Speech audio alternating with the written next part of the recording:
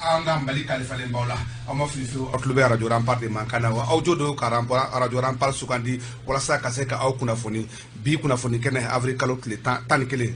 dimanche don koni mbena kuma bakuruba flaka folo o ye coronavirus ko e awre akrosi avec les demanda bo chiffre mun ko mbeka bo abeka yelen kosobe kuna sini o tunye keme nanen tan sabaye kunu kuna sini ko pardon o tunye keme nanen tan sabaye mun daro do mun daro ka o tunye keme ani bi konto ani shekin kunu o tunye keme saba ani tan fly bi mo to chiffre da don folo sabla ministère de la santé mo ma chiffre communiquer muna no o chiffre nunu yeleni muna ni taux de contamination yeleni gouvernement fana ye conseil défense ka mesure dota olu mesure munu olu be se ka fere ke kanani taux de jigine wa kuna fondira ba mbolo ko rambi ubu dadu akula ka ko wala abska fuma to mun latira kono no bore amanda do mina o parti politique ka mobilisation avec les damarabo msika fo abenga do ko ndabo parti politique bela jele jigina dans l'arène politique u ko mbega ka nyayini to bela ku yere ko fo ka tasse jamana do ma est ce que ni bayra ka ko parti politique u ya fumya ka fo ko nu umani ke ko utat nu tore to wa kuna fondira obeano ubu dadu akula wala sa obse ka fumya to na ladria kono wala sa kasika borenke awi anyu wela se mo flama mo folo o Ibrahim Jawara ali a awira baraka nyoga radio rampal kona Ibrahim ini sokoma marhaba sele Ibrahim sokoma o me sura ko maydi o chorba diu furuka boni note bi mambrelem blade aywa koroblo tia o yan dogoni ni koroblo tumiano nebo jabi to koroblo kan ba befu mali kono ani mali koka ka mbal ko nyofu isa fakaba ama hina isa fakaba aywa ngake isa kaba ka isa kaba fu ka barkada ngamba sebe badu aywa mo flana komi Jawara ya fo sa o isa kaba siribe ale bo groupe renouveau la isa kaba ini nyotuma Abdraman ka foli kɛ ka ɲɛsin an lamɛnbagaw ni an lamɛnbagaw bɛɛ lajɛlen ma ka foli k'i yɛrɛ ka foli kɛ Rampart baarakɛla bɛɛ lajɛlen ka n terikɛ Ibrahim Jawara fo hali n'an tɛ bɛn éternellement comptable ça yɛrɛ ka nin fɛn no ne tara fo ni tamasegu ta de fo ni surakaw ta de ni ko bɛ cogo min sisan ni bu ye masuru i da do man di fɛnw na anw dun ye bu ye kalandenw ye a mɛnna ay ne bu ye kalande aw ye chèque de kalande c'est que le qui connaît ni te wasoro ka fini ni complet mais ne ma se ka fo nambora peut-être il a se ka ne na wala république te ni république yele marambe yele ma no fe aywa o fo miara nga fulin tan be Allah ko bela jele krekra na mi fulla Jawara ma fo ya fo bagene dale émission kanu baka jondon do foli fara mbola se David ma ale tari o be kala bankura nga fulin tan mbo kura kore halsa Allah ko bela jele ka bitu be je fo kata radio datu munu be sokhara so na wala sa ka se kundu kuna foni jano o be ne krafela micro be ne Abdraman Sissoko bolum anta ko bela ni dala ambeta directement kado anga premier sujet kono isa kabasi dibe coronavirus ko abarate lajako la ndamba do to ka fonye ko changement climatique ko barate lajako la coronavirus ko fara barate lajako la donc ele mo ke masaba mo ke menani an tan saba do mun daroka mo ke me an bikono ton sheki do mun daroka mo ke masaba an tan fla noko mun na ni contamination bagné facteur fla fuga se saba nyakona ma folo o ye an ka fɛn fɔ cogoya la an yɛrɛ ka irresponsabilité dɔɔni c'est-à-dire que ko kun sera hakɛ dɔ ma wagati min halisa mɔgɔ dɔw bɛ boliboli la k'u bɛ reconfinement kɛ an bɛ k'u lajɛ télé da la an bɛ yɛl'u ma faransikaw sen b'o la jamana wɛrɛw b'o la olu b'a la ko deuxième vague ou bien troisième vague wagati min o y'a sɔrɔ an b'an ka bɛɛ jan na an ka an yɛrɛ tun ye an ka vitesse de croisière sɔrɔ ka ban activité normale kono ka ban ni kun bɔra Bamakɔ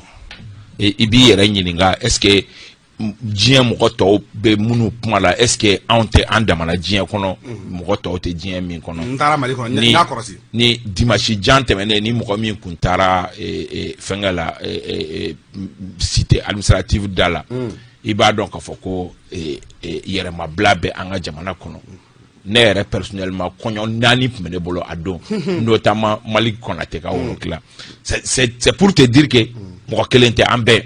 an kun ɲinana bana ko in kɔ masque ni masque kun yerila yɛrɛ c'est que an ya an ka laada kɔrɔw daminɛ tuguni i ka kuma latigɛ tɛ ne tun bɛ Mali intérêt la dɔgɔkun tɛ b'a la ni Dɔda Sangare tun bɛ ɲɔgɔn fɛ masque tun b'an fila dɔrɔn nun na ni mɔgɔw y'an lajɛ i b'a fɔ k'a fɔ ko an y'a mɔgɔ yɔrɔ ne kɔgɔri k'a fɔ ne ko Sisoko ko n'ama masque in bɔ ko ninnu k'u b'a fɛ an dama mɔgɔ de an kun ser'o hakɛ ma masque mana kɛ mɔgɔ min na o tigi y'a damana mɔgɔ ye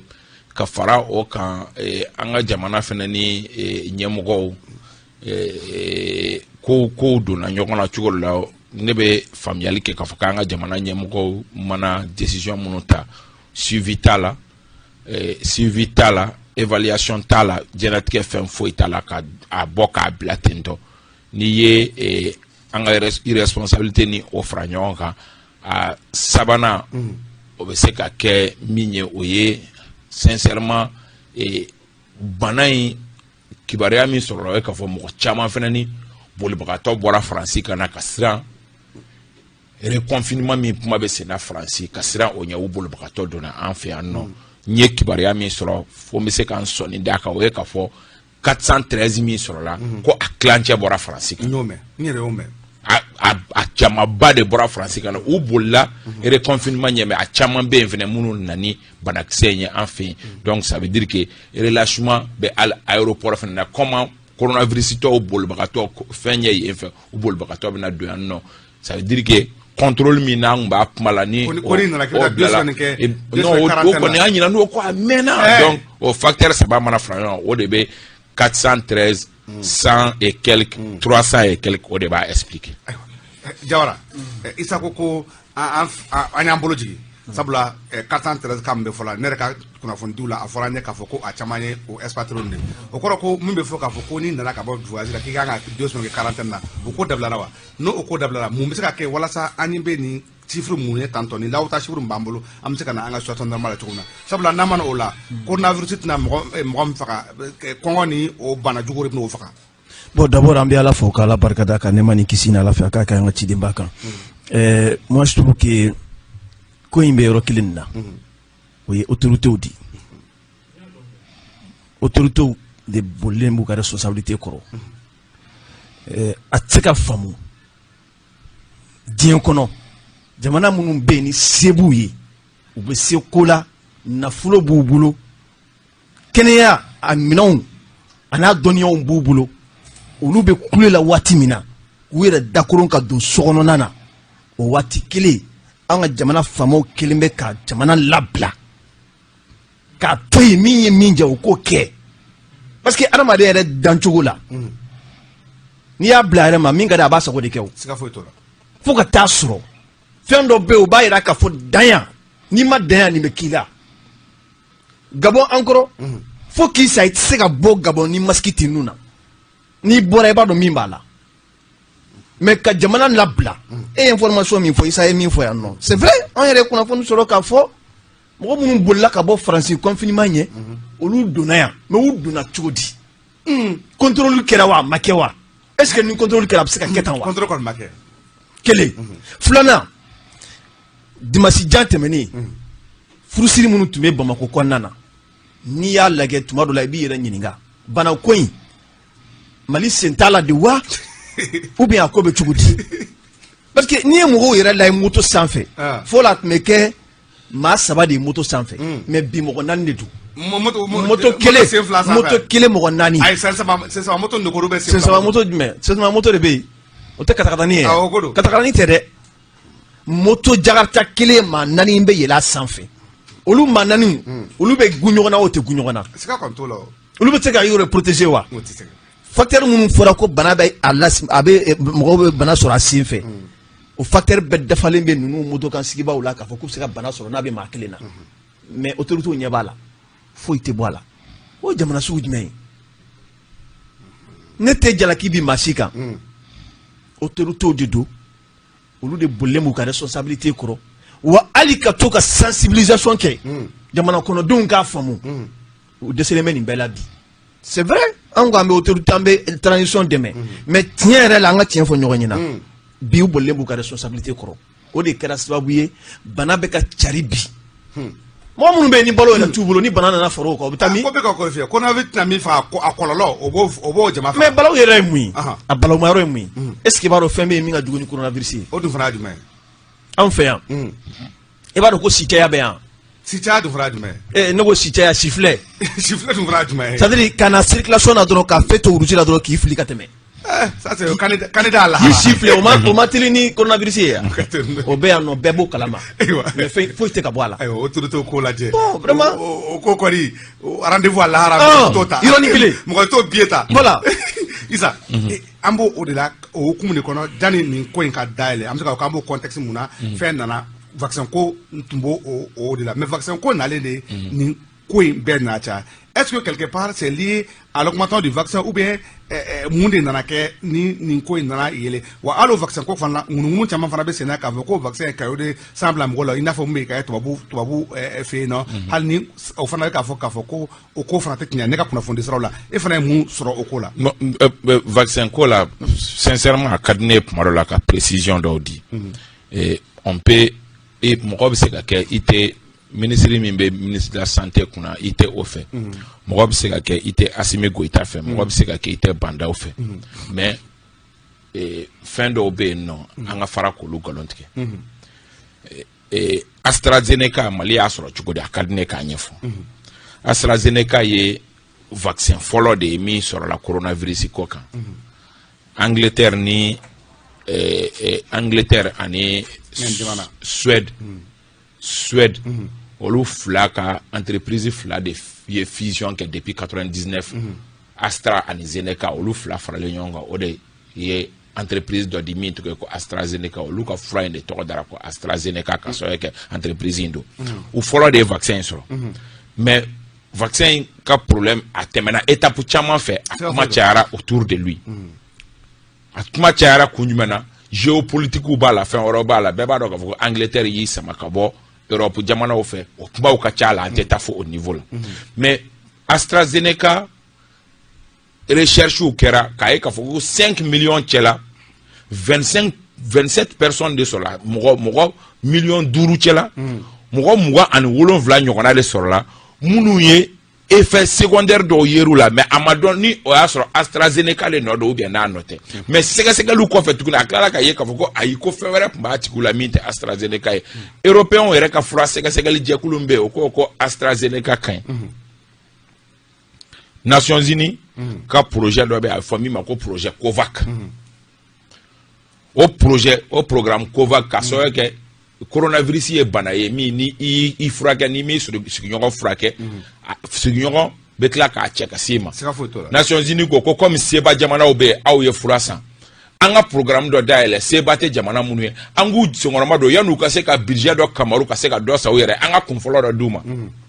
an ka jamana ni jamana wɛrɛw ye AstraZeneca sɔrɔ o de senfɛ Nations Unies ka programme COVAX hukumu kɔnɔ ka sɔrɔ k'a ɲini an fɛ k'an k'an jija joona joona an ka wari ni kamaru ɲɔgɔn kan hali n'u b'an dɛmɛ tuguni walasa an ka se ka camanba sɔrɔ o nana di an ma lilayi warasuli o nana di an ma nka anw dɔw sigilen bɛ parce que ministre ko man di ye parce que ministre ka secrétaire min ni o nommera vraiment ni ne bɛnkɛ de tun b'o o place la o place bɔra yen non mais il faut arrêter avec ça AstraZeneca ni n bɛ sa de ka jugu nka an bɛ sa fura kelen min ni Fransikaw bɛ ka AstraZeneca kelen Fransikaw bɛ k'o de kɛ anw bɛ k'o kelen de kɛ n'i ko k'a fɔ ko o bɛ nin kɛ o bɛ nin kɛ fo les gens sont allés fo k'a fɔ ko infirmière saba k'olu naani hôpital du Mali la ne ye Seydou Musa wele ka Aboubacar Dramé min ye a selili yɛrɛ chef ye hôpital du Mali la ko olu ma ni kibaruya yɛrɛ mɛn o tulo la an tɛ sabali sa sinon ministère yɛrɛ communiqué k'a fɔ ko kuma tɛ tiɲɛ ye ko infirmier fila de ye mɔgɔ fila de malaise sɔrɔ malaise ni fitini ko a ko ale olu ma tɛmɛ 24 heures kan mais bon donc malaise on ne sait même pas si c'est lié à ça ou c'est pas ça mais c'est à dire que mɔgɔ bɛ a bɛ se ka kɛ i tɛ fura fɛ mais n tɛ vaccin kɛ o y'i ka droit ye mais ka vaccin mankutu tiɲɛ walasa ka ministre mankutu tiɲɛ o fana ni populisme kuma dɔw la dɔw bɛ an baarakɛ ɲɔgɔn dɔw fana bɛ populisme bɛ baaraw la kuma dɔw la parce que mɔgɔw kuma min ka di mɔgɔw tulo ye o ye jamana marabagaw la gosili ye wagati bɛɛ mɔgɔ tɛ se k'i si ko la Abdramane ni min fana ni tɛ tiɲɛ ye o ka fɔ k'o tɛ tiɲɛ. siga t'o la sinon ne terikɛ yɛrɛ o ye AstraZeneca quoi Maliki Jalo ale AstraZeneca. Maliki y'a kɛ ne bɛ mɔgɔ wɛrɛw dɔn min y'a kɛ Sulo y'a kɛ. hali Birama Sulu fana y'a kɛ hali kunu wura fɛ ne ni Maliki tun bɛ. rendez-vous bɛ ne yɛrɛ bolo ne yɛrɛ kan ka kɛ mardi ni Ala ye garijɛgɛ don a la. ayiwa Ala k'an nɔgɔya ne ni Maliki tun bɛ ɲɔgɔn fɛ kunu an tɔɲɔgɔn dɔ tun bɛ o fakɛ tun fatura an bɛ dugawu kɛ Ala ka hinɛ a la an tun b'o ka janaja la ɲɔgɔn fɛ Jawara ne ko hali sabe k'a fɔ danabaliya vaccin nɔ est-ce que jamana ɲɛmɔgɔw bi est-ce que u yɛrɛ man ka bɔ ka taa vaccin kɛ fɔlɔ n'olu y'a kɛ tuma min na sabula ministre de la santé y'a kɛ hali dɔw bɛ k'a fɔ ne la ko hali ko min kɛr'o la ko fɛn ma k'o la vidéo dɔ yira ne la k'a fɔ ko nɔnɔ ko k'a bɛ taa bolo dig'a kan k'a b'a bila. mais n'o kɛra Maliki Jalo ɲɛna. ko b'a kɛ ne y'a fɔ ne ko a ma ko non ko ministre de la santé kɔni mais est-ce que bi Bandao Mokhtar Wade. Bienvenue sur Bamako 24 7 jours sur 7, la radio au Mali. Ana tɔnɔ tɔ bɛɛ est-ce que u m'an k'u jɔyɔrɔ na ka vaccin k'u la walasa jamanadenw tɔw bɛ se ka da la cogo min na. parce que problème ye danabaliya ye de o. non en réalité i b'a dɔn manque de communication dɔ bɛ ko in na quoi. kabini bana in yɛrɛ donna an fɛ yen manque de communication de cayara ko la kosɛbɛ kosɛbɛ o de kama ne yɛrɛ y'a ɲini professeur Ndaw fɛ n bɛ waati d'a ma a ka na mais n b'a dɔn temps de t'a bolo. a ka na bana in ɲɛfɔ mɔgɔw k'a faamuya u b'a to t'a sɔrɔ a ka baarakɛyɔrɔ la. non ne tɛ risque ta ka taa yɔrɔ min fana na o. t'a sɔrɔ a ka baarakɛyɔrɔ e tɛ kunnafoni dila ne ye plateau de d'a ma a tɛ dɔrɔmɛ di a ka na a ka bana ɲɛfɔ t'a sɔrɔ mɔgɔw k'a faamu ne tɛ taa yen dɛ. i bɛ taa yen dɛ i bɛ taa yen k'an kunnafoni wajibi de fɔlɔ i ma. en réalité ne yɛrɛ min filɛ nin ye ne y'a fɔ n ka denmisɛnninw ɲɛna ni mɔgɔ mɔgɔ y'aw sɔrɔ école la k'a bɛ taa vacciner aw kana sɔn dɛ parce que kuma cayara. vaccin in na n'i ye jateminɛ kɛ géopolitique bɛ ko in kan bon o n'a ta bɛɛ état min kan ka to ka dɔgɔtɔrɔw labɔ u ka kuma vaccin in kan ka kɛ cogo jumɛn na kɔlɔlɔ jumɛnw b'a la i kan ka test de kɛ yanni i ka vaccin kɛ wa wala i kan ka c'est à dire ni communication ma di vaccin ma tuma dɔw la u bɛ to munumunu sɔrɔ o la yen nɔ maa si tɛ courage sɔrɔ k'i bɛ taa yen nɔ n'a bɔra maa kelen kelen na o de ye problème ye mais en réalité Isa ye min fɔ c'est très important mɔgɔw ka sabali. c'est-à-dire i faso di quel qu'en soit ko mana kɛ cogo cogo kana bɔ k'i faso labila kana bɔ k'i faso faamaw labila parce que o problème fana bɛ an fɛ yan nɔ n'a fɔra ka fɔ vaccin nana ne ye kibaruya sɔrɔ ko maa 5 yɛrɛ de don hôpital di Mali la ko olu sɔrɔla k'a fɔ u ye vaccin kɛ a kɛla kɔlɔlɔ ye u ma. an ye mɛ tubabu jamana kan nin y'o dɔrɔn nin y'o ko o transposer dɔrɔn bon e ka nin lajɛ o transposer dɔrɔn mais en réalité communication de tɛ yen o sinon fura o fura bɛ yen effet secondaire b'a la o siga t'o la hali n'i ye paracétamol ta effet secondaire b'a la hali n'i ye ji min effet secondaire b'a la n'i ye ji min tuma la bon n'o bɛ yen ji tuma la n'i y'a mɛn a bɛ siran o jango nin ye fɛn kura de ye diɲɛ kɔnɔ n'a nana mɔgɔw farikolo cogoyaw tɛ kelen ye bon n'a fɔra k'a fɔ o fɛn ninnu n'a kɛra dɔ la tuma dɔw la a bɛ se ka farikalaya bila dɔw la a bɛ se ka kunkolodimi bila dɔw la a bɛ se ka ko wɛrɛ bila dɔw la mais ni o nana kɛ ka jamana yɛrɛ buruja n'o ye ka jamana lagosi n'o ye je pense que an kan ka ko in lajɛ di ɲɛma jɔlen na. ayiwa Isa an bɛna halisa coronavirus ko in kɔnɔ o kɔni 413 chiffre bɔlen hali jamana premier ministre gouvernement ɲɛmɔgɔ ale tun kan ka tagama dɔ kɛ Buguni mara Sikaso mara ni Kutala mara kɔnɔ o tagama o bɔra ma ne yɛrɛ tun kan ka sɔrɔ o tagama kɛyɔrɔ la o tagama o bɔra ma ka sababu kɛ ko coronavirus ko o yakubara an ka jamana kɔnɔ u kɔni u ye ɲɔgɔn dalajɛ k'a fɔ k'u ye conseil de défense kɛ u ye mesure dɔw ta Isa o mesure ninnu est ce que o b'an kisi ka bɔ nin coronavirus in kɔlɔlɔ kɔnɔ wa. non ne tɛmɛ ko laban jɛmukan in kɔnɔ o fana bɛnna ni ni mesure ninnu kuma dɔ ye a don an bɛ yan nɔ ne ni Salifu kun dɔ yɛrɛ Salifu yɛrɛ kun taara turu cɛ cité administrative da la a don n m'a dɔn n'i hakili b'a la ka na n'a photo ye an y'a photo ye fɔlɔ ta depuis don min u ye mesure ta mesure ma accompagné ni suivi ye mesure ma accompagné ni suivi ye en plus mesure ma accompagné ni mesure d'accompagnement o fana ye parce que fɛn dɔ ye k'a fɔ ko jamanadenw a ye nin bolo kan mais fɛn dɔ fana ye k'a fɔ jamanadenw ye ni min b'a bolo kan aw minnu kɛra hakilima ye n'a y'a bolo kan o cɛ ka ɲi aw ye fasoden ɲuman ye mais aw minnu bɛ état défier il faut que état fana ala de ye o yamaruya di état ma ka fanga d'a ma a bɛ fɔ o de ma ka fanga di état ma ale de kan ka ɲangini kɛ seul l'état est habilité ka ɲangini kɛ état kun kan ka se ka ɲangini kɛ depuis longtemps mɔgɔ minnu ni olu bɛ fɛn ninnu défier parce que ne a ka di ne ye ka n ka kɔɲɔ kɛ kɔɲɔ jama ye a ka di e k'i ka kɔɲɔ kɛ kɔɲɔ jama ye mais état ye min fɔ ne sɔnna ne ye n ka kɔɲɔ kɛ simple ye ka taa misiri la dɔrɔn ka fɛnkɛ kɛ ka segin ka na n sigi mais ne voisin e min ye e bɛ ne oreille cassée toute la journée ne bɛ dunu fɔ n bɛ bala fɔ dɛ e bɛ bala fɔ ka ne ka denmisɛnninw tɛ se k'u yɛrɛ empêcher u bɛ taa e ka bala fɔ yɔrɔ la u bɛ tila ka na carte bɛ na n'a ma jɛ n bɛ goudron tigɛ o de ye problème ye donc ni état ma suivi k'o la mais an bɛɛ bɛ don o hukumu kelen kɔnɔ donc ni mesure kura minnu taara mesure kuraw yɛrɛ tɛ parce que depuis les 17 ou bien les 27 mars ni i bɛ ka ninnu ye lajɛ fɔlɔ min kɛ mesure kelen minnu fɔra peut-être que phrase ninnu dɔrɔn de falenna sinon o kelen de don rassemblement de plus de 50 personnes port du masque obligatoire public cɛ la olu fɛn damadɔni de don Abdraman, moi je crois que nos autorités doivent aller au-delà de ça. Au-delà de ça, Tchougoudi. On be anga jamana sensibilisation na communication beta ka calquer mo ko ta de ka wakati ni problème nana nunu ya ke Tchougoudi o fili anga ere ka réalité laje bi on be Tchougoudi am se ka munde ke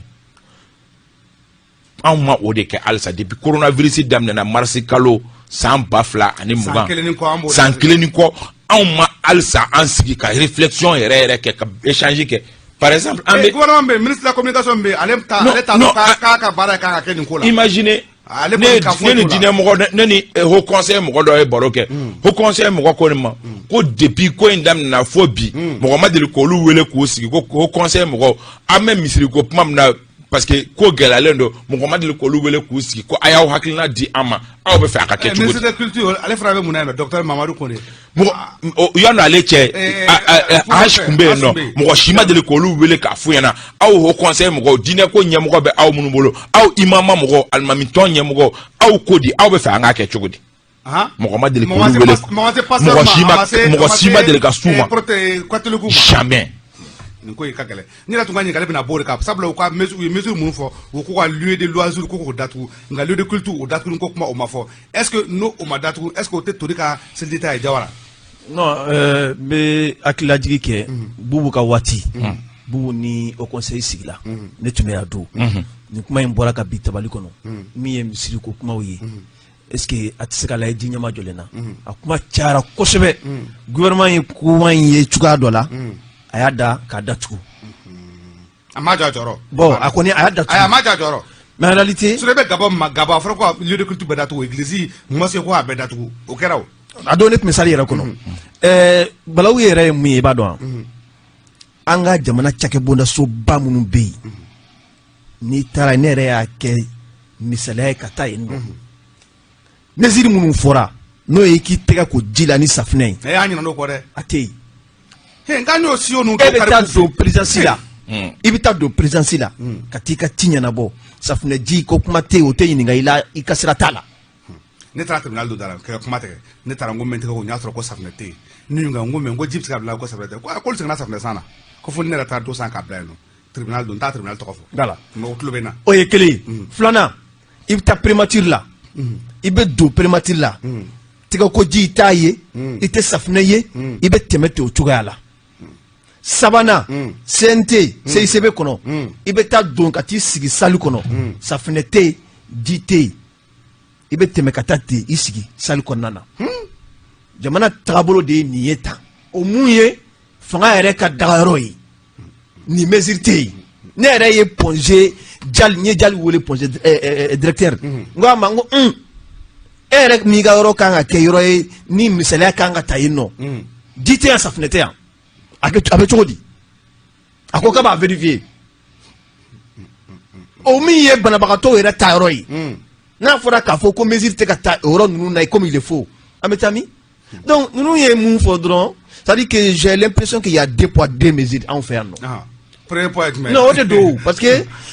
Isa ye min fɔ fanga tɛ se k'a fɔ k'u i k'a fɔ bananku i ko o ka to ten o ani fanga yɛrɛ don dɛ Non, bon, en réalité, ni fanga arrêter à la bateau. Ni fanga arrêter. Ni fanga arrêter à la bateau. Mon be mu fo. Parce que arrêter à la bateau. Parce que am ka fo mina ngodi fanga do sabla oduna su fedra ministre tabaye olu me mouvement de la hôtel de kono yeno ko trophée mina ministre tabat mbe Moussa Agater Mohamed Salatu olu tumbe o autre gouvernement est mesure ta ko sibiru do ko fe be jore olu tumbe hôtel de ko ça pourquoi me ka fo ngodi fanga do. Mais voilà, donc mon hôtel là-haut parce que ni a me ibe sharia boli ni ere yi joflo. Ere ka ira ka fo tiana ni ne sharia ni ere folo ba la bateau. No kala jamana kono do mbi lai ka la bateau. Mais ni ere ta la bateau i mo tala. Abe fo sa ko do kana na ma biduru fara nyonga. O bita ma keme woro fara nyonga yoro kilina. Fo ite bo ala tenyininga fo ite bo ala fana. Mais au même moment eni ne beta sanga mo bi sa bita fara nyonga yoro do la be manga chana. OK. O te deux poids deux mesures. Oui. Donc jamana ya kuma ka gele parce que ni kuma na sa o ba black ata kuma da fene ko ambe ya jamana do ne kama mo be se ka mu miri ubo miri mais jamana do me se ka kuna fana tuko ambe ya o de kama jamana do me se ka kisi banan ko lama tuko na ambe ya o de kama mo be mu miri ubo miri ye no c'est le droit isa dawara ka kuma ne ate na misali akodi la anga nyemo ka nga misali atuma ndipi. Oui, mais c'est une donne que Boubou Sega Wagati et conférence de presse follow me karaka mesure nous ma fo ni Boubou era nga fo ado ne me salo kono jawara hakila fenen ko ado a sal jama ka chani ma bidure anya bla Facebook and po do mbora la phobie au cellule de communication mo ko tene wele parce que ko nya fo o donc pour que ga mesure annoncer mesure mini abe interdiction ke ko ma biduru te do mo ko munu be sali yere ko kuna fo ndila be sali kono ngo ka chani ma biduru anya bla Facebook a digru la de po do fo bi we a on bo ka list la ka on faro ka list no ko parce que anyo fo a ko ngo bo re bulu mesure do mi fora ni salfu be exemple to ka wakati wa donc ni gouvernement kele mo gouvernement yi mo wora fu ka se wolonvla nyokona ma olu fena ngbe nyana ja bala CICB kono adon konyo chama ku be CICB fena kono abita konyo shegi nyokona la ma wa o jama fena ngachani mo kemere relâchement in kono nya fongo population kelente ministre yere ministre Agater Taragaw ya klibala ame coronavirus ko kono me c'est vraiment tourna de paix la cohésion jama babo ere le kundo abora e no kata siga so fena nge jama babo a fengo shila c'est vrai que ministre nous na discours ka wakati minute image jolande o kan obuka maskini do nous na o référence pour 5 minutes ka glaka ito discours kono ka jigi ça veut dire que anga ministre yere ma koyi ta a hakela alors que ni duye a jatemne ibaye ka fo ni gouvernement ere kono coronavirus ye mo mi prepare ko abe mo worobo si mo kono to te abe mo kono to bo ni fin ye mo mi prepare ko no ni kunte jamana charge la bana ngube tanuye akbetanuye non nous kunte jama parce que unyogona olu aemunu soro unyogona chama babe bana intaranuye parce que moyen de kuntuye utarada clinique anga clinique kolonde nu do kono ya no apma chara Facebook utara ochugala te mais na fraga okie ministry clinique mo ko budje kana saobolo parce que opma be chaya o de you kitchen not a emi prepare là donc ça veut dire que inconscience n'est pas à un seul niveau vraiment même au niveau de nos responsables moi do la iba foka ko ante ka banainta à la juste mesure aywa ambe do ke akato ambe ka banainta à la juste mesure beka donc afko coronavirus banade wa abe mo la wa abe ka mo fra obe muna jawara baka da clean fraga ça dire ni mesure min talen fleur ni ye jatimine ke ni be dans sigali sente ka barala o ko ni o ka cha mo kemede o ka cha mo kemede o na ko abe dans sigi c'est clair non we non afra de ko jamalaje o ko ni o fo jamalaje mais Abdraman min ben toro ko imbela et ni mesure nous fora suivi ma foi mbe déplorer wakati be suivi ma foi est-ce que il a été demandé au directeur de la police d'accompagner ces mesures? Est-ce qu'il a été demandé au directeur de la gendarmerie quand les mesures nous accompagnent ou bonne application et qu'elle est flanant accompagnement? Je déplore que ces jeunes là-bas ces jeunes qui est à ses débits Balilou Montana qui est à ses débits qui est allé, c'est vrai que donc de là on est comédien wele kata omnisport la kata concert ou ka bata sora parce que il faut pas que mugo ka blu kuna ka foko furo bala droit de barakela war be soro fe la horonya kono ni te ka sharia soso ibe barad la cheni tara kata Nigeria artiste no fait wa min don ala abe 35 millions bo ale drone ibaro ko ebe o aspect drone fo ibaro ko o concert duna taxi pour la tumata soro moto taxi pour la tumata soro jife la tumata soro sanu jife la tumata soro mais c'est clair parquet ou buta soro stade be do soro gardien munu be do soro police be do soro ça veut dire que mo ba kele tumo war soro ni shukele na cheni min don ni kola kan o chijila tento francika o fe no mo beke ni Emmanuel Macron a mesure annoncé 3 à 4 jours en avance à comment be filifien fait pour que les gens puissent prendre des mesures même la nuit du vendredi sur madame fait les jeunes ils quittent Bamako avec jet privé loué ka boya ka taka artiste no fait pour Nigeria avec sana ka se wakati mi au be document bo ka bi ka foko et fin be interdit à partir de vendredi chou festival ça va contre olu bet ko mais anga ke ka foko jamana te gouvernement bara ore kama Mali kono be ba nyini ka gouvernement bara de kono parce que niko ki be initiative fait développer Mali kono ou senga ka chongo atita yoroshi fin kele mi garantie le Mali kono o gouvernement bara changa bo kono sa pourtant nous danga metru ndatem na chamante gouvernement bara kala a dobe kenro yego ngodo ka mais muyu senga na gouvernement bara ay ngodo su ka poste fo le ministre ay o lu konte gouvernement bara mais il faut encourager les initiatives privées ne ma faut ce sont des faits il y a des gens qui leur poste pré-poste non c'est grave ce qui se passe donc c'est ce qu'on me fait la mifo vraiment au cas la ni zentala ni munu taw donen bado munu ni tonyo boluka ni kola ka adamne umusangare ka fiwa elle a été obligée ka interrompre le vendredi soir ka tabla dikalo la voix d'or au fenanga concert chaman bap be Bamako festival grillade be Bamako fin chaman bap be Bamako munu debisa nu de et abe demsa nu lu ka wal don kola ka festival do tumbe ka fa lu fana uta supprimer au fenanga be non o tum piluso ni waru tu engager pour les choses là sincèrement il faut les accompagner hal nu u war mi do ala no bete soro fen do ka duma o ka se ku o wili tuguni wala sa o ka se ku fen no organiser aywa hakla jamana nyamgo yo famia tugula ambeka ambolo nyoma wala sa coronavirus ko abse ka bamblo anka jamana ko tugula sabula brodi nyoma do le se ka ba nyafo tino na man korosi coronavirus yeret na mi fa me kolom me coronavirus ko la ne be soro odenye anga do ke coronavirus anga fanga ge anga genga ba anga jamana kono peu ankon ka antake alameli o bato ambetanga bakuru flana jawara parti politique wildendo ko dem o ba akunfe atume mopti mara kono nyaaye bi ale fana ka fɛnw suspendre ko parce que gouvernement est mesota RPM bogal treta naka jama olu Mali beke sa o be fo gawo jano te URD ale fana be Mali kono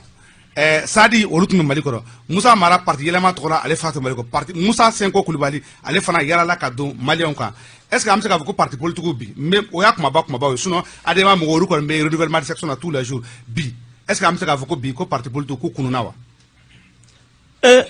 comment na kunte doyen aywa ni ma donge ba ke chugodi aywa kuma munun be bi be ba don fanga yin ko kuma de o fanga yin ko kuma o de be parti politique dabi parti politique créé kunye odi o de kama be wuli ka jola bi ka bi wati jan Musa Mara yɛrɛ ay Mali fan caman don ɲɔgɔn na ka taa baro ni hakili jagabo kɛ ni Maliens ye yɔrɔ caman na donc i ye minnu fɔ ka fara olu fana kan en réalité dɔ wɛrɛ tɛ o bɛɛ fanga ɲini de la wulila u ma wuli ni waati kɔni mana se maa o maa bɛ yen ko fanga ɲini b'i sɛbɛ ma fanga ɲini waati surunyalen i bɛ wuli ka jɔ kɛ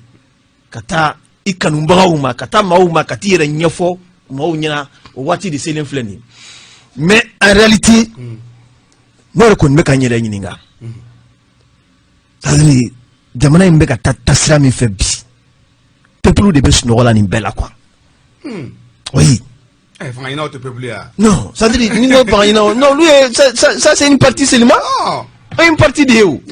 bi e Abdramane mana wuli bi commune 5 na ka i ka parti sigi ka commune 5 mɔgɔw wele ko meeting b'i bolo mɔgɔw minnu ni ka wari labila mɔgɔw minnu bɛ t'e lamɛn o mɔgɔ kelen de bɛ taa Isa Kaba fana ka wele lamɛn o mɔgɔ kelen de bɛ taa ne fana ka wele lamɛn. o militantisme ka baara don. non c'est-à-dire fo peuple ka wuli ka bɔ sunɔgɔ la parce que peuple kelen bɛ bi jagofɛn de Ah, aère quoi? Non. Pas date comme ça. Non, en réalité, ni est jatimine que So n'est pas date comme ça. oui, mais ni est jatimine que tu m'as donné la manasi kamiri. Kabis. Attention, attention, attention. Nous vous informons que nous sommes en rediffusion de cette émission. Abnou meka jemu kamil lame 600. Ameka segi akande nankoma rediffusion. Aniche agalamelula. Radio Amako 24. 68. Ameni palon là. Kabiri 68. Malien peuple de Kelenoka manipuler tout min kadou yé. Non, 60 ko mais Kabiri 68. Ni kuma kelo ni be sena. Jamana kono don yere to la uta do be mi fe. Uta do be fe ka tayro men là. C'est très grave. Ni e jatimineke. Al kramo ba foko mumini te kindinga kelen kono chien fla. Okoro be di. C'est-à-dire ni kina chien folo la. Iba kili soro. Kaye ka fo tiena ne bolo manga kituguni normalement mais ni ya lage fa fo mana yelema on me nimisa korole de nofe ni kura nana tumo me nimisa korole nofe ni kura nana tumo me nimisa korole nofe en réalité fo ni yoro ni yoro nga nyefo jamana kono don ka famu Jawara est-ce que on me jone fe jone jamana jobaga nyumai parce que nimisa tuma ne nimisa tuma do an filila tuma nimisa tuma an filila bon finalement ni bebe yere ko fo la biu ma kelen de na ke jamana nyemo yewu o sika contrôle o ma kelen o ma nga suba diga nyawa pour que nimisa ka boala wa donc me kuma bla pour yana ka sigi aywa am tay isa fa isa nya fo mbe mo munu fara wulle no me modo style fana fara kwa sabla le fara e wala tumbe wasolu ko nala do ko te ba le fara o peke se no e wala sa ka se ka boka ko mais dawala ya faka kuma ko ni fanga wi mais ne akla ni fanga ni tuma mara su da beke mais parti nyamgo ka wuli ka mali minata do ka campagne ma daile isa ne ko na akla amali ko na ka do ko de oui mais atmosphère mbe nyina abena akli jigi yani ATT ka bi 2012 avant que ATT ka bi les jeux étaient vraiment ouverts. Votre Brahma si favori. Non, Brahma coup d'état stupide. C'est-à-dire que ridicule, stupide. Le jeu était vraiment ouvert. Parce que fin d'okera, le favori des favoris en 2022, c'était Soumaïla Cissé à la Mahina. La mort de Soumaïla Cissé a ouvert un boulevard. Et aujourd'hui, avec Bekuna, avec Alun Bokar Kuna Kafoko, Sikafo Itala, allez le gars présent, avec Moussa Mara Kuna, sincèrement, nié, allez Kawakati Sele, avec Morbo Siribe Kuna, Zela Kone Nedo, Balasara Balavara, tendance, avec Al Bougar Treta Kuna Bi Kafoka Manakecho, il a son mot à dire, avec Marco Kuna. Ça veut dire que les jeux sont ouverts, ni Mali, Kalata, étape d'eau de Bémounou Dael na Kosobe. Soumelu Boubé fana bene. Ouais, fana masigi. Ni na nako. Ouais, Soumelu Boubé fana masigi. Ça veut dire que 2012 il y a un coup d'état tché ni nyokona de pbe mo tora o palon fanga yina ni fanga yini la mo kele no ku chari fambe fe fo jamana dam ne na ka anto ola jamana kuntigi yera kulela ka nga na nga fara nyonga ai na nga fara nyonga me wa soro mo te kale la da pour ta wi document ka dama ko ne akli bo alsi document image mbulu ala ka hina sumela sani jongura traoré ou tara ka ta document di ibi atetema ala ka hina atete fala kulu sanfe mais o de koso o de kum ko sa yim fo Amadou Aya sanu capitaine Amadou Aya sanu na to nyon ou yete mana d'Afrique au Sénégal ko d'état ambe o hukumu de konobi ou c'est-à-dire que abe be kuna ka foko wazo une africaine ya to malano pour parler d'actualité il est grand temps et je salue leur initiative kata jamana profondeur la main beaucoup hakili to ka foko ambe kalata mi pumana na kalata fene make kanye. Mais transition ou exclu la transition tu es transition pour exclu au lieu de noyer.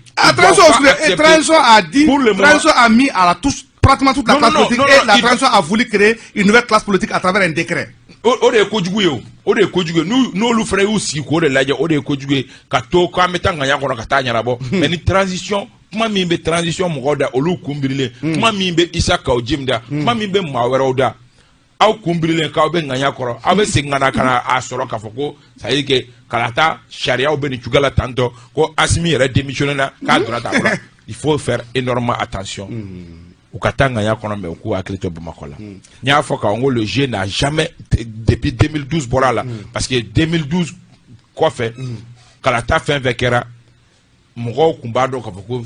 probablement ni IBK ma non Sorasu ye IBK bila en orbite en 2013 a banna bɛɛ kun ɲɛ b'a la donc mais nin zen ani Haut Conseil islamique ale ATT fɛnɛ ni ka tako ATT ka tali fɛnɛ na on savait que mais nin na c'est à dire que mɔgɔ si tɛ se ka avenir prédit donc c'est vraiment un jeu ouvert mais o wagati fɛnɛ ye wagati ye où il faut faire énormément attention parce que wagati mi a bɛ bɛɛ kunna k'a fɔ k'i bɛ se ka kɛ faama ye o ye crise wagatiw ye et il faut craindre les crises post-électorales. Ayiwa ala k'an kisi o ma Jawara an y'an da don politique mɔgɔw de ka ko la k'olu wulilen don nka mɔgɔ kuraw fana nana jeu politique kɔnɔ bi olu kɔni an t'olu dɔn politique mɔgɔ classique fɛ hali ni ne b'u jate bɛ politique mɔgɔ parce que pour moi n'i sen don a kɔnɔ dɔrɔn i kɛra politique mɔgɔ ye n'o o ye Seydou Kulibali ka cas ye Seydou Kulibali ale ye mouvement lancé ko mouvement bɛnkan olu yɛrɛ tun kan ka bala tabale u tun kan ka tabale gosi kunu Mopti n yɛrɛ tun delila k'a sɛbɛn ko le centre de gravité du Mali s'est déplacé à Mopti est-ce que olu nalen jouer kɔrɔ a bɛ jouer a b'a kɛ cogo est-ce que olu ta bɛ ka na classe politique kɔrɔ min bɛ yen nɔ ka na o datugu déjà ko comme u yɛrɛ y'a kuma ko génération 91 ko k'olu bila retraite la est-ce que ninnu nakun y'o ye. bon karamɔgɔkɛ jamana de binna dɔrɔn ayiwa jamana binna de ko ma kɛ suruba ɲagami yan an b'o de la o n'o tɛ i bɛ dɔw ye bi k'olu bɛ bon maliyɛn bɛɛ kan ka fanga ɲini mais en réalité mɔgɔ dɔw bɛ tuma dɔw la k'a fɔ k'olu nana fanga ɲini sira kɔni kan n'o tɛ a b'i dabali ban quoi ne kɔni kelen ka hakilina na Isa da sera kuma dɔw ma c'est vrai bi mɔgɔ caman hakili la ko sira b'ale bolo ka se ka fanga sɔrɔ parce que mɔgɔ ti t'a dɔn tuguni jɔn bɛ se ka na mais an kɔni dalen b'a la anw ta bɛ se ka na. mais i kɛra politique mɔgɔ fana mais hali candidat tɛ Isa yɛrɛ bolo wa. ne t'o dɔn tɛ Isa ka dɛ. candidat tɛ ne bolo. maliyɛn tukuru tɛ wa. maliyɛn tukuru jɛ candidat ye. ayiwa an bɛ tila k'o ɲɛfɔ ɲɔgɔn na. karam bila kuma la karam bila kuma la ni. bon maintenant problème dɔ bɛ yen. cɛ tɛ mɔgɔ in na mais. tiɲɛ don. ninnu bɛ wuli ka jɔ la mais ne yɛrɛ kili n bɛ ka n yɛrɛ ɲininka bi jamana bɛ yɔrɔ min na bi est ce que kalata bɛna se ka kɛ a kɛcogo la ka sɔrɔ mankan wɛrɛ ma wuli wa. cɛ o fana ye ɲininkali wɛrɛ dɛ. parce que n'i ye communauté internationale lajɛ bi u k'u bɛ ka pression da transition faamaw kan. u ka chronogramme dɔ sigi. mais c'est à juste anw y'a fɔ yan nɔ k'o chronogramme fɔ depuis ça depuis don min an bɛ kulela nin hali kumaso kelen kɔnɔ a kɛra wa. oui mais en réalité. an y'a sɛbɛn an ka gafew kɔnɔ k'a fɔ barokɛdaw la an ma taa débat si la n'an ma kuma fɔ est ce que a kɛra. c'est à dire que olu na ne tun bɛ débat n tun bɛ panel dɔ la AJK tun y'a organisé Baba Dakono tun bɛ yen n'o ye premier ministre ka conseiller spécial ye ani Souleymane Den n'o o ye CNT fɛ commission de loi mais u ma se ka chronogramme fɔ. non c'est à dire que problème dɔ de bɛ yen o problème ye mun ye a ka kan bi n'an m'an bolo di ɲɔgɔn ma walahi kalata ko kuma tɛ se ka kɛ fo ka diɲɛ wuli. u ye kalata kuma kɔni fɔ mais k'a fɔ k'a bɛ kɛ nin wagati in na parce que Mamadu Touré tun bɛ yen nɔ a y'u pousser cogo cogo walasa u ka se k'a don fɔ. mais o fana ye tugubaga cɛ ye olu tɛ se k'o di o. olu tɛ se o olu bɛ se o la olu tɛ se o. hali olu ka patron olu tɛ dɔrɔn ɲɛmɔgɔ de bɛ olu ka décision ni fɛnw ta. Baba ka patron tɛ fɛn kunna. ayi premier ministre tɛ fɛn kunna. ayiwa.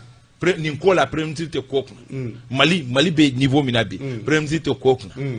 Bandaw tɛ ko kunna. ayi ko Baba Assimi Goïta de bɛ ko kunna Assimi Goïta de bɛ dati fɔ.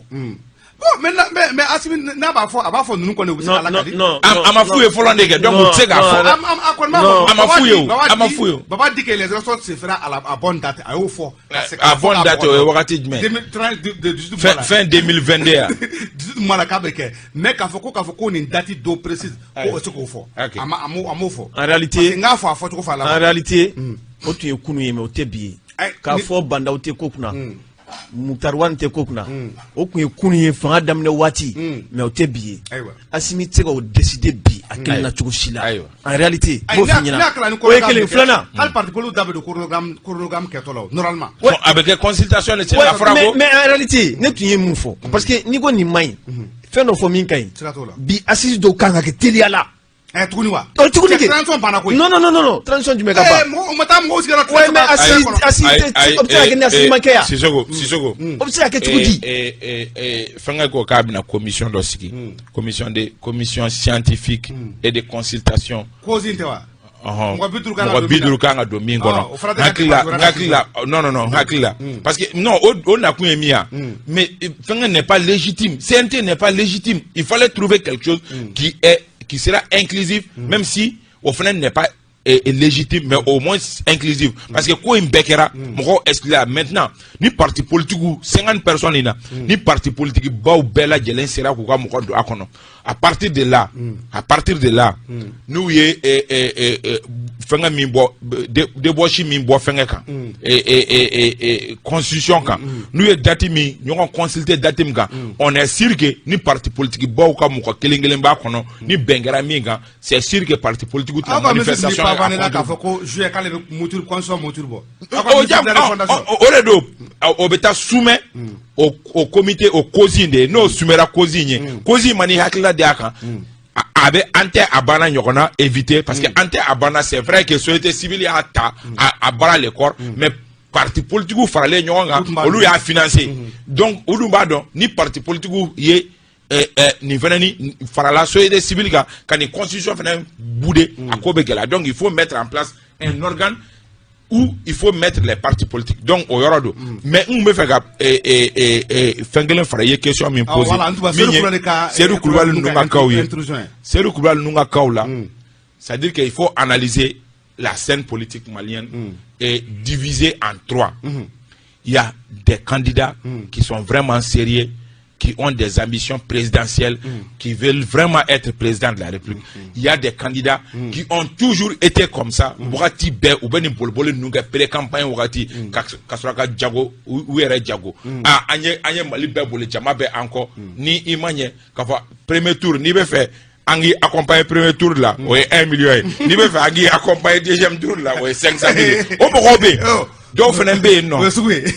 non o ye sugu ye o jɛlen don dɔw fana bɛ yen nɔ minnu ka boliboli kun ye an ka se ka don regroupement ba an bɛ don regroupement ba jumɛn kɔnɔ ka jɔn accompagner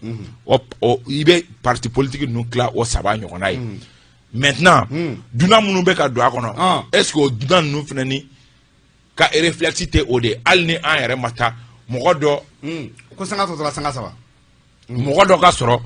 an bɛ an wakilu kɛ mɔgɔ min ye a tigi k'a dɔn ko fanga fana bɛ an fana na parce que i bɛ ka mɔgɔ min tɔgɔ fɔ i hakili b'a la k'a fɔ i bɛ ka tile la mɔgɔw tun bɛ jalaki bin a kan k'a ka ministre 6 a ka ministre 5 bɛ gouvernement kɔnɔ est-ce que a tɛ fɛ ka continuer o de fɛ hali gouvernement courant min bɛ na a ka se k'a ka mɔgɔw don parce que c'est quelqu'un qui évolue dans le BTP. Est-ce que a t'a fɛ a yɛrɛ de ka k'a ye cette fois-ci? Non, moi je ne crois pas. A b'a dɔn k'a fɔ ko il sait que ce sera très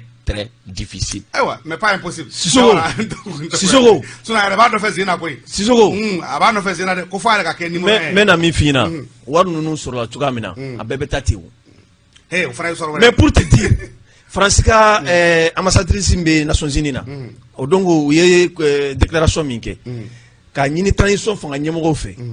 Réforme tɛ se ka kɛ tant que nous jamana kɔnɔ denw ma fara ɲɔgɔn kan ka baara kɛ ɲɔgɔn fɛ. C'est logique là ça. Non mais logique là vous savez que tout Asimi kɛra fɛn bɛɛ la Jawara. Asimi ko mais aw bɛ se ka réforme jumɛn kɛ nin cogoya la tan. A tɛ kɛ o. U y'a kɛ n lamɛn ba in. A ye CNT sigi yan comme ne y'a fɔ mɔgɔw ko ne tun man ka kuma fɔ n b'a fɔ piyan u ye CNT sigi ka Bandaw sigi ka Asimi sigi ka Mukutari Wani sigi u yɛrɛ dama o de ma sigi yan. O de kɛra. Jɔn tun b'a la. Mɔgɔ si tun t'a la. Mɔgɔw sigilen tɛ k'u lajɛ yan. Peuple kumana la. Mɔgɔ si ma kuma. Mais aujourd'hui baara bɛ se ka kɛ bi ko peuple da ma don a la tuguni wa. Mɔgɔw y'u sigi k'u lajɛ a début n ko de ye kojugu ye. Mais n'u bɛ wuli bi. C'est comme un cancer. Cancer n'a daminɛ i b'a tigɛ yan de mais n'i m'a tigɛ i bolo daminɛ a bɛ na f'i kama kɔrɔ. Il n'est pas trop tard. An bɛ yɔrɔ min na bi hali bi jamana kɔnɔdenw se u ka réforme to yen u ka réforme to yen u ka élection organiser u ka taa Assisi ko in to yen sa Assisi ko in bila an tɛ se ka taa Assisi wɛrɛ la wari de bɛ tiɲɛ dakuruɲa kelen sa an ka k'an bɛn i ka cɛ ni Assisi nin daminɛna an ka cɛ a ka nafolo sɔrɔ yɔrɔ de ye ne ka dakuruɲa laban ye min ye e ni auditeur bɛ ɲɔgɔn sɔrɔ dɔɔni ma ne ka dakuruɲa laban ye min ye tiɲɛ don an bɛ mesure ta nka coronavirus ko la an ka